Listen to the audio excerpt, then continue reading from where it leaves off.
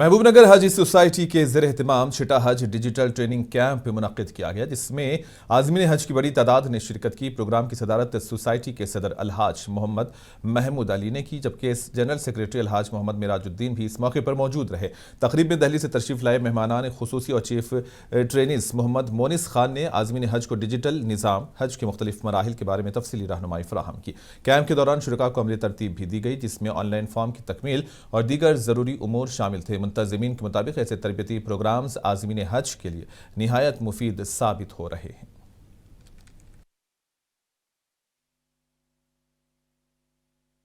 अल्हम्दुलिल्लाह महबूबनगर हज सोसाइटी के जानिब से आज मेट्रो कन्वेंशन हॉल में डिजिटल प्रोग्राम रखा गया था। अल्हम्दुलिल्लाह हमारे पास दिल्ली से जो मोइज़ अली खान साहब को खास तौर पे 3-4 साल से बुला रहे हैं हम, क्योंकि आपका प्रोग्राम ऐसा रहता है एकदम हटके, बिल्कुल जो आगे चल के जो सऊदी गवर्नमेंट की तरफ से इंडियन हज सोसाइटी की जानिब से जो प्रोग्राम रखा जाता है, आप स्क्रीन पे पूरा डिजिटल तरीके से बताएं। और आगे भी हम भी ये प्रोग्राम चल रहा है, इसमें भी डिजिटल तरीके से यहाँ से एयरपोर्ट से हज हाउस से वहाँ से फिर आपको जिद्दा से अजीजिया से हज का किस तरीके से हज का मैप वगैरह सो पूरे स्क्रीन पे पूरे हर तरीके से बताया, क्योंकि आगे चल के ये जो देख लेके जाते हैं हाजियों को आगे काम आता हो। उस ये सीख के जाने से, देख के जाने से, और एक रसूख ऐप रहता है जो आप ओपन कर लिए तो आपको वो चीज़ें सो मालूम होते रहते हैं। इंशाल्लाह आगे भी इस पे हम तरीके से करते हैं। और व्हाट्सएप ग्रुप से हमेशा हमारे महबूबनगर डिस्ट्रिक्ट के पूरे हाजियों को रहबरी करते रहते हैं। उनके कोई भी चीज़ आ गए तो हमारे ग्रुप में मैसेज दिए, उसके मौलाना से भी पूछने का हो, चाहे गवर्नमेंट का भी है, कुछ भी रहा तो हम इंशाल्लाह उनकी हमेशा मदद करते रहेंगे। आज मेट्रो कन्वेंशन हॉल में हाजियों की ट्रेनिंग का प्रोग्राम हुआ, जिसमें डिजिटल प्रोग्राम रहा और सेंट्रल ट्रेनर यानी इंडिया के सेंट्रल ट्रेनर जनाब मोहम्मद मोनिस खान साहब आकर यहाँ पे सारी चीज़ें बताए और बिल्कुल अच्छी तरीके से उन्होंने समझाए। और हाजियों को अगर ज़ाहिर नशीन कर लें तो वहाँ जाने के बाद उनके लिए कुछ भी परेशानी नहीं होती। और ये जो प्रोग्राम चल रहा है हमारे सोसाइटी मेंबर की जानिब से, ये हर शख्स इतनी मेहनत कर रहा है, उसमें ख़ास तौर पे हमारे रफ़ीक़ुर रहमान साहब, अरशद अली और महमूद अली साहब और मेरा साहब, बहुत सारे लोग यहाँ पे कोशिश कर रहे हैं। नई दिल्ली में run for Ambedkar run for constitution के उन्वान से एक मैराथन का इनेकाद किया गया, जिससे कांग्रेस के सीनियर रहनुमा राहुल गांधी ने झंडी दिखाकर रवाना किया। इस मौके पर खिताब करते हुए राहुल गांधी ने इल्जाम आयद किया कि राष्ट्रीय स्वयं सेवक संघ और भारतीय जनता पार्टी आईन हिंद को कमजोर करने की कोशिश कर रहे हैं, जबकि कांग्रेस इसके तहफ़्फ़ुज़ के लिए पुरअज़्म है। प्रोग्राम में तेलंगाना के वज़ीर मोहम्मद असरुद्दीन ने भी शिरकत की और कहा कि आइन की हिफाजत और उसकी रूह को बरकरार रखना निहायत ज़रूरी है, क्योंकि यही मुल्क के इत्तेहाद और इस्तेहकाम की बुनियाद है।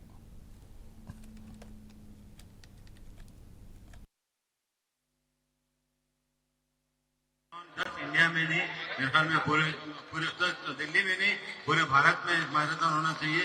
और मैं जरूर आप लोगों के साथ हूँ। आप लोग जितने भी, मैं 2-3 लफ्ज़ ही बोलूँगा, जितने भी यंग लड़के हैं जो अभी जो यंग बच्चे आ रहे हैं जो 18-19 साल के, उनसे गुजारिश करूंगा कि कॉन्स्टिट्यूशन पढ़े और हिस्ट्री भी पढ़े, क्योंकि जब आप पढ़ेंगे आप हिस्ट्री आपकी भूलना नहीं चाहिए, कॉन्स्टिट्यूशन भूलना नहीं चाहिए, क्योंकि कॉन्स्टिट्यूशन के जोर पे ही हम लोग आज आगे बढ़ रहे हैं और आगे बढ़े। अगर कोई रूल्स और रेगुलेशन नहीं रहेंगे, कॉन्स्टिट्यूशन नहीं रहेगा, तुम कभी भी आगे नहीं बढ़ सकते। हम अम्बेडकर साहब का मैं कितना भी शुक्रिया अदा करें उतना हमारे बहुत कम है। उन्होंने जो मेहनत की और संघर्ष किया इस कॉन्स्टिट्यूशन को लिखने के लिए, हम उसके ऊपर एकदम हमारे ज्यादा ऊपर से ऊपर उसको रखना चाहिए।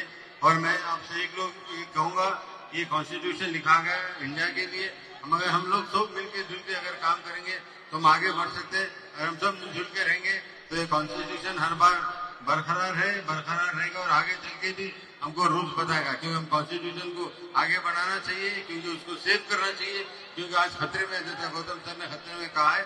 मुझे बहुत बहुत खुशी है आप लोग यहाँ आए, मुझे बुलाए, और मैं पूरे जितने भी लोग यहाँ पे जीते आज मैराथन में, मैं उनको मुबारकबाद दूंगा। बट ये जीत कॉन्स्टिट्यूशन की जीत है।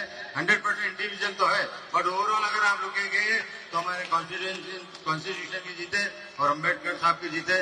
मैं जितने भी लोग हैं, मैं अम्बेडकर जयंती की बहुत बहुत मुबारकबाद देता हूँ। मुझे बहुत खुशी हो रही। अम्बेडकर जी का मैसेज, मेन जो मैसेज था,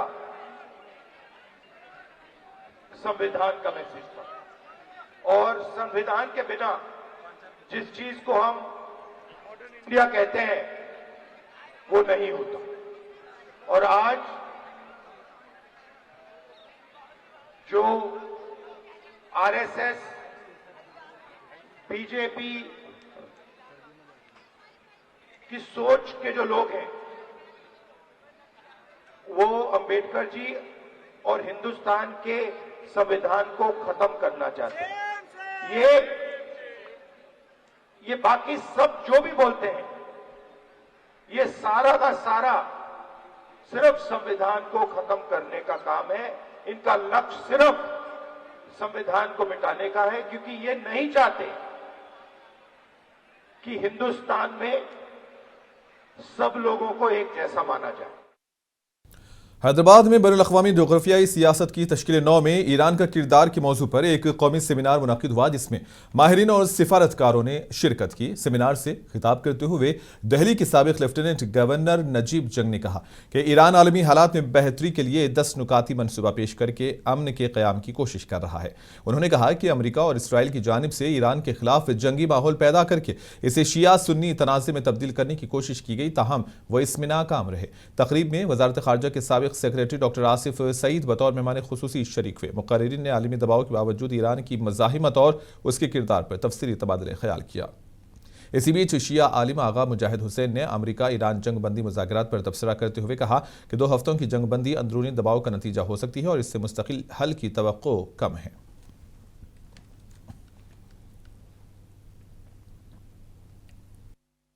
तो मैं तो इस उम्मीद में हूँ कि जो हो चुका वो हो चुका, और अब हम लोग ये उम्मीद करें कि भाई अब पीस टॉक्स अच्छी होंगी। जी, तो ये आप इसमें जो सियासी प्रेशर जो बाजू की नेबरिंग कंट्रीज डाल रहे हैं, उसका आप थोड़ा बताइए। नहीं, कौन सी? देखिए, इसमें चीन का बहुत बड़ा हाथ है, वो चाहते हैं, और मैं समझता हूँ कि इस मरहले को वहां तक लाना, इसमें चीन का बहुत बड़ा हाथ रहा होगा। इसमें मैं समझता हूँ कि तुर्की का बहुत बड़ा हाथ रहा होगा कि इन चीज को, सब चीजें ये मुल्क आए और बात करें। लेकिन और पीछे क्या क्या हो रहा है, ये तो सब देखिए अखबार की बातें हैं, आप भी सुन रहे हैं, मैं भी सुन रहा हूँ, लेकिन इसमें सच्चाई क्या, ये किसी को मालूम होता नहीं है। अमेरिका में क्या बातें वाशिंगटन में हो रही हैं आपस में, वो किसी को नहीं मालूम। लेकिन यही है कि हम लोगों को इस वक्त भरोसा करना चाहिए और ये उम्मीद करनी चाहिए। अब रही बात हिंदुस्तान की, क्या अभी कुछ इंडिया अभी भी कुछ जगह बची है कि डिप्लोमेसी का? नहीं, देखिए, डिप्लोमेसी हमेशा होती है, और हिंदुस्तान के बहुत पुराने ताल्लुकात ईरान से हैं, और हमारी पॉपुलेशन के बहुत बड़े, आप ये देख रहे हैं सब जज्बा लोगों में कि कितनी सहानुभूति है ये ईरान के लिए। लगता यह है कि जो प्रेशर उनको लोग कंट्री में पड़ रहा है, उसकी तरफ से ये 2 हफ्ते की जो है सुल्ह का ऐलान हुआ है। अगर ये प्रेशर मेंटेन हुआ तो ये हट जाएंगे, लेकिन मुखालिफत ख़त्म नहीं होगी। और तेलंगाना हाईकोर्ट ने संगारेड्डी जिले के आयलापुर तांडा में सर्वे नंबर 119 पर मौजूद तामीरात के हवाले से ज्यों का त्यों मौक़िफ़ बरकरार रखने का हुक्म दिया और हुक्काम को हिदायत दी है कि किसी भी कार्रवाई में कानूनी तरीक़ेकार पर अमल किया जाए। अदालत ने यह हिदायत इस दरख्वास्त की समाअत के दौरान जारी की, जिसमें हाइड्रा पर 3000 से ज़ायद मकानात मुनहदिम करने का इल्ज़ाम आयद किया गया था। अदालत ने एजेंसी की जल्दबाजी पर सख्त बरहमी का इजहार करते हुए सवाल किया कि गरीबों के मकानात को बगैर नोटिस के, और वो भी तातील के दिन या सुबह सवेरे, क्यों गिराया गया। दरख्वास्त गुजारों का मौक़िफ़ है कि वो गुज़िश्ता 60 बरसों से इस ज़मीन पर काबिज है और इन्हिदामी कार्रवाई ज़बरदस्ती की गई। अदालत ने मामले की मजीद समाअत के लिए 27 अप्रैल की तारीख मुकर्रर की। दूसरी जानिब हाइड्रा ने इतवार को भी अपनी मुहिम जारी रखते हुए अमीनपुर मंडल के आयलापुर गांव में तजावुजात के खिलाफ कार्रवाई की। इसी दौरान एक मुबैना गैर कानूनी 6 मंजिला इमारत को मुनहदिम करने का अमल जारी रहा। हैदराबाद रेन बाजार पुलिस स्टेशन के हुदूद में जराइम की रोकथाम के लिए खुसूसी सर्च ऑपरेशन अंजाम दिया गया। पुलिस हुक्काम की हिदायत पर किए गए इस ऑपरेशन के दौरान टीमों ने कब्रिस्तानों और दीगर सुनसान मुकामात पर तलाशी मुहिम चलाई ताकि मंशियात के इस्तेमाल और गैर कानूनी सरगर्मियों पर काबू पाया जा सके। ये कार्रवाई इंस्पेक्टर सी नेताजी की निगरानी में अंजाम दी गई, जिसमें पुलिस एहलकारों ने मुख्तलिफ इलाकों में सख्त चेकिंग की। हैदराबाद सिटी पुलिस के मुताबिक अमन अमान को बरकरार रखने और जराइम की रोकथाम के लिए रात के वक्त चेकिंग में मजीद शिद्दत लाई गई, जबकि आइंदा भी ऐसे अचानक ऑपरेशन जारी रहेंगे। हैदराबाद के इलाके शिवरामपल्ली में इतवार को एक गोदाम में अचानक आग भड़क उठी, जिससे इलाके में खौफ और हिरास फैल गया। इब्तदाई इत्तलात के मुताबिक सरोवर रेड्डी कॉलोनी राजेंद्र नगर सर्कल में वाकई एक गोदाम में सजावट के सामान भरकर रखे गए थे, जहां प्लास्टिक फ्लेक्स, बैनर्स और थर्माकोल जैसी आतिशगीर अशिया की मौजूदगी के बायस आग तेजी से फैल गई। शोलों ने कुछ ही देर में शिद्दत इख्तियार करते हुए करीबी रिहायशी मकान को भी अपनी लपेट में ले लिया, जिससे मुकामी लोगों में तशवीश की लहर दौड़ गई। तेलंगाना के मशहूर मजहबी मुकाम यदाद्री में एक बड़ा हादसा टल गया, जब घाट रोड पर एक कार का टायर फटने से गाड़ी बेकाबू हो गई। और इतलात के मुताबिक हैदराबाद से ताल्लुक रखने वाला एक खानदान दर्शन के बाद पहाड़ी से नीचे उतर रहा था कि अचानक कार का टायर फट गया, जिसके बायस गाड़ी कंट्रोल से बाहर होकर हिफाजती दीवार से जा टकराई। खुशकिस्मती से इस वाक़े में कोई जानी नुकसान नहीं हुआ है, ताहम गाड़ी को नुकसान पहुंचा।